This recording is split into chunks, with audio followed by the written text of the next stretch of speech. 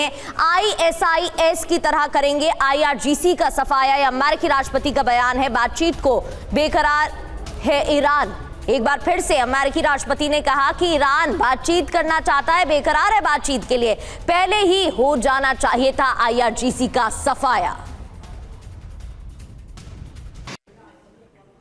IRGC पर Donald Trump का यह बयान था। अब ईरान पर डोनाल्ड ट्रंप का एक और बयान है, हम ईरान को हरा देंगे, बहुत जल्द युद्ध ईरान हारेगा। बढ़ते आगे और अब बात करते हैं डोनाल्ड ट्रंप के बयानों को लेकर ही डिकोड करने की कोशिश करते हैं। क्या यह अंदाजा लगाया जाए कि 9 दिनों तक ईरान को दहलाने के बाद क्या अब ईरान में ग्राउंड ऑपरेशन शुरू होने वाला है? आखिर ट्रंप के बयानों के मायने क्या हैं, ये आपको एक एक कर बताते हैं। ईरान में अमेरिका का ग्राउंड ऑपरेशन शुरू हो सकता है क्या? साफ संकेत मिल रहे हैं। IRGC का सफाया किया जाएगा और ISIS से तुलना डोनाल्ड ट्रंप की तरफ से की गई है।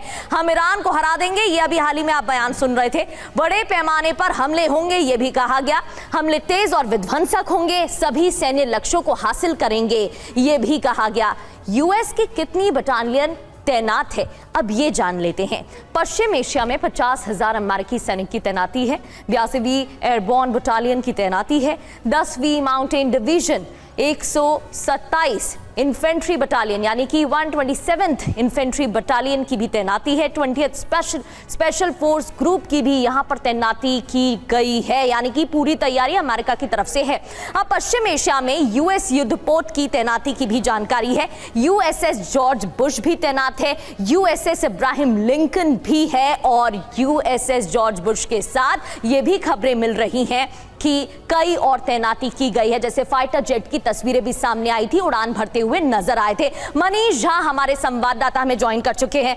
मनीष, ISIS से IRGC की तुलना करते हुए अमेरिकी राष्ट्रपति डोनाल्ड ट्रंप ने कहा है कि हम सफाया कर देंगे IRGC का, और यह भी कहा है कि हम ईरान को हरा देंगे। तो इस बयान से तो यही लग रहा है कि युद्ध अब लंबा चलने वाला है और ऐसा हो सकता है कि ग्राउंड ऑपरेशन की भी शुरुआत हो जाए। देखिए, प्रेसिडेंट ट्रंप एक गलती बार बार कर रहे हैं कि वो ईरान को कमतर आंक रहे हैं और ईरान को ना समझने की लगातार भूल कर रहे हैं, और बाद में कहते हैं कि हाँ ईरान ऐसा है, जबकि ईरान नेगोशिएशन किस तरह से करता है ये दुनिया को पता था, प्रेसिडेंट ट्रंप को नहीं पता था।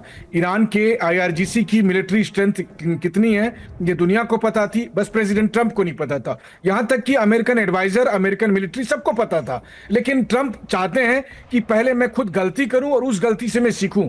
अब एक और गलती वो कर रहे हैं कि वो ISIS की तुलना IRGC से कर रहे हैं। देखिए, ISIS एक आतंकी संगठन था, धार्मिक कारणों से दुनिया के कई मुल्कों पर से वो काम कर रहा था, लेकिन इसके बावजूद IRGC एक संगठित फोर्स है। उसके पास अपनी आर्मी है, अपनी एयरफोर्स है, अपनी नेवी है, और ISIS की तुलना में 100 गुना ज्यादा पावरफुल संगठन है। और वैसी स्थिति में ये सोचना कि हमने ISIS को खात्मा किया, तो खात्मा क्या किया? ISIS के एक टॉप आतंकवादी को उसने सीरिया का प्रेसिडेंट बना दिया, तो ये क्या कौन सा खात्मा करना है? लेकिन जहां तक IRGC का ताल्लुक है, तो IRGC कितनी कैपेबल है वो पिछले 2 साल से वो देख ही रहे हैं कि कैसे ईरान से अमेरिका के बेसिस पर अटैक हो रहे हैं, इजराइल पर अटैक हो रहे हैं या मिडिल ईस्ट कंट्री पर अटैक कर रहे हैं। तो जब तक वो ईरान की असली ताकत और ईरान की जो रणनीति है उसे नहीं समझेंगे, मुझे नहीं लगता है कि वहां पर उन्हें किसी भी तरह की कामयाबी मिलेगी। और फिलहाल आज की हकीकत यही है कि लगातार ईरान अटैक कर रहा है US बेसिस को, क्योंकि अब बहरीन पर ईरान के बड़े हमले की एक और तस्वीर सामने आई है। बहरीन में ही अमेरिकी 5th फ्लीट पर अटैक, जहां मिसाइल, ड्रोन से किए गए हमले और नागरिक ठिकानों पर भी ईरानी हथियार बरसे हैं।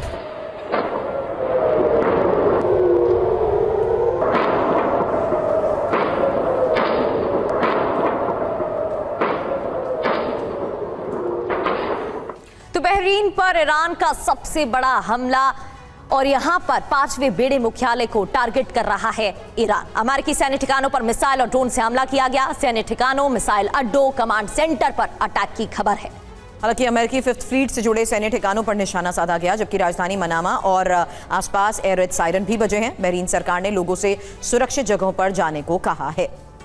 बड़ी बातें क्या हैं? खाड़ी के कई देशों में हाई अलर्ट घोषित किया गया है और अमेरिकी युद्धपोत, लड़ाकू विमान भी अलर्ट मोड पर है।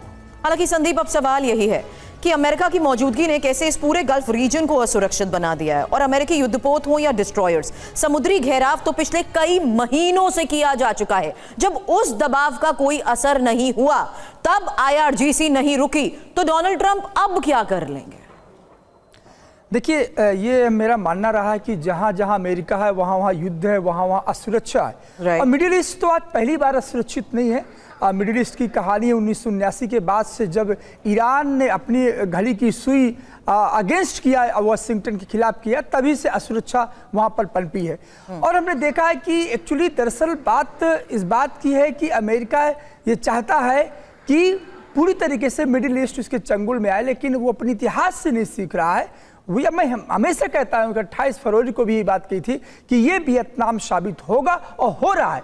जिस प्रकार से पूरी तरीके से अमेरिका के हेजमनी को ईरान की IRGC ने चैलेंज किया है, और IRGC का आप देखिए, ये इसका इतिहास से लड़ने का, युद्ध जीतने का, युद्ध में मरने का, खत्म होने का और न हारने का, ये IRGC का इतिहास है 1980 से 1988 तक। उसी वाशिंगटन DC ने इराक को सपोर्ट किया था, सद्दाम हुसैन को, लेकिन तब भी IRGC नहीं आ रही। तो ये देखिए, जब लड़ने की बात आती है, फाइटिंग की बात आती है, तो फिर 14 सूत्र जो 14 मेमोरेंडम ऑफ अंडरस्टैंडिंग बन रही थी, वो काम नहीं आते हैं। और दूसरी बात है, ट्रंप की अपनी समस्या है, ट्रंप को भी समझना पड़। ट्रंप कभी कभी लगते हैं बहुत भोले नजर आते हैं। जब ट्रंप कोशिश कर रहे थे, ईरान से बात करने की कोशिश कर रहे थे, टेबल पर आ रहे थे, उसी समय इजराइल का दबाव आ रहा था कि देखिए ये बर्दाश्त नहीं है। इजराइल चाहता है कि लगातार ये आग सुलझती रहे, आग का ये जो ज्वाला भड़कती रही, इजराइल चाहता है। और उसका एक बहुत बड़ा सेक्शन अमेरिका के अंदर वो भी चाहता है कि ट्रंप को ये करते रहने चाहिए। तो मुझे लगता है ये जो रिजल्ट है, नॉन एंडिंग वॉर है। आप देखते जाइएगा, ये कभी न समाप्त होने वाला युद्ध होगा, और न तो अमेरिका हारेगा, ना ही ईरान हारेगा, क्योंकि जिस प्रकार से दोनों लड़ाई लड़ रहे हैं, मुझे नहीं लगता कि कोई रिजल्ट आने वाला है, कोई किसी को शिकस्त